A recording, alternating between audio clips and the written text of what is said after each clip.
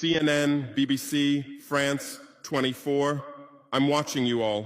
I'm recording every lie. I'm archiving every distortion. I am Ibrahim Traore, and today I'm pulling off your masks. Yes, you heard correctly. I, whom you call a young military junta leader, whom you brand as a dangerous radical, whom you serve up as an anti-Western dictator, am now telling you the truth. And this time you cannot turn off your microphones. This time you cannot turn away your cameras. This time your editors cannot cut this speech, because the world you monopolize no longer exists, because millions will hear these words now, without passing through your filters, without being subjected to your distortions, without being muddied by your lies. I am 34 years old. Every day of my life, I grew up with your lies. As a child, I would watch Africa on television. Always the same images. Children with flies, dry lands, weapons, death. This is Africa, they told us. This is what Africa is.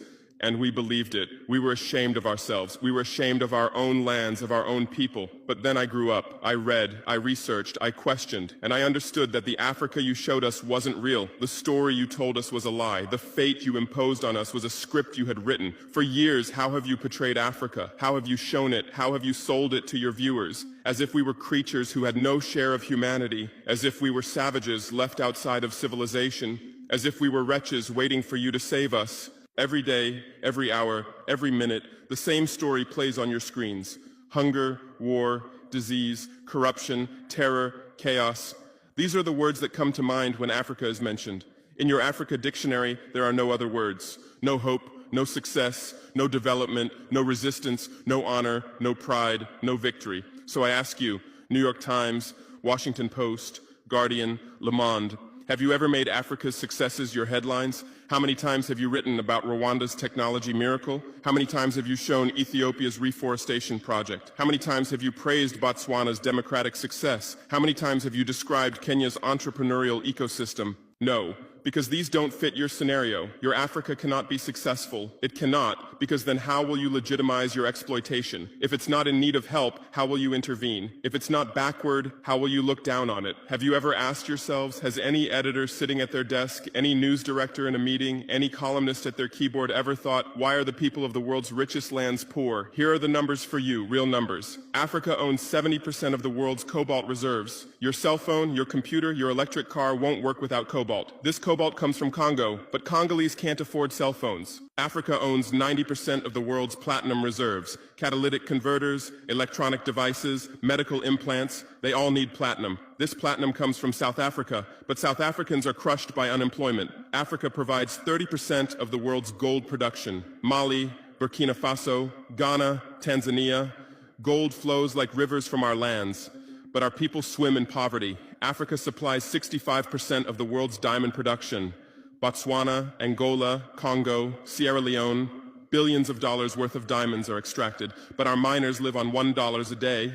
Africa owns 35% of the world's uranium reserves. Niger, Namibia, South Africa. Nuclear plants run on our uranium. Paris lights burn with our uranium, but our villages have no electricity. And you still ask, why is Africa poor? No, the right question is, how was Africa kept poor while being so rich? Here's your answer. Colonialism didn't end. It changed shape. You used to come and occupy our lands. Now you come and establish companies. You used to take by force. Now you make agreements. You used to rule with the whip. Now you rule with credit. Let me give you concrete examples. With numbers, names, dates, but you'll never write about these. Glencore, Swiss-based mining giant, extracting cobalt in Congo. 2022 revenue, $256 billion, tax paid to Congo, $500 million, that's 0.2%. Is this justice? Rio Tinto, British-Australian mining giant, extracting bauxite in Guinea, 20 million tons annually. What's left for Guinea? Environmental pollution and cancer. Total, now Total Energies, French oil giant, extracting oil in Angola, Nigeria, Congo. 2022, profit, $36 billion investment in Africa, dirty pipelines, Anglo-American, founded in South Africa but now in London. Diamonds, platinum, iron, taking everything. What it left in South Africa? 6 million unemployed miners. And these are just the tip of the iceberg. What about the invisible, the secret deals, the offshore accounts, the transfer pricing tricks? Every year, $88 billion in illegal money flows out of Africa. Who writes about this? Every year, $45 billion in aid comes to Africa. Everyone writes about this, but no one says Africa is not the continent receiving aid, it's the continent giving aid.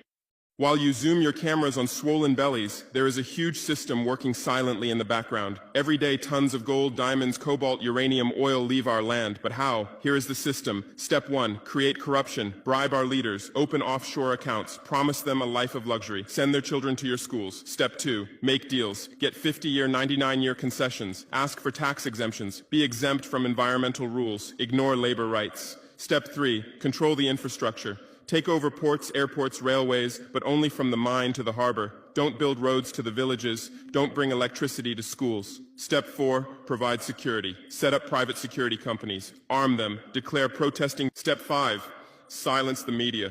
Buy local journalists. Suppress opposing voices. Serve internal unrest news to international media.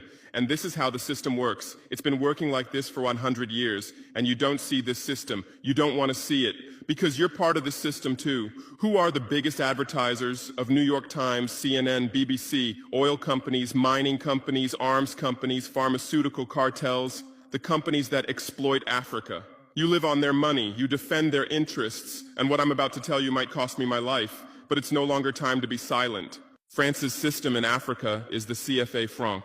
14 African countries still use French colonial currency. 50% of these countries' central bank reserves sit in the French treasury. France applies negative interest to this money, so we pay France to use our own money.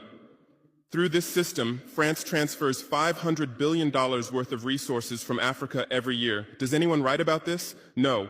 But when France gives Africa 10 billion euros in aid, it makes headlines. Britain's system is more sophisticated. London is the world's money laundering center. City of London, offshore paradise. Every penny stolen from Africa passes through London. Jersey, Guernsey, Cayman Islands, Virgin Islands, all under British control. Africa's wealth hides there. America's system is AFRICOM, Africa Command, 46 military bases on the continent. Official purpose, security. Real purpose, resource control. Drones in our airspace every day, listening devices everywhere.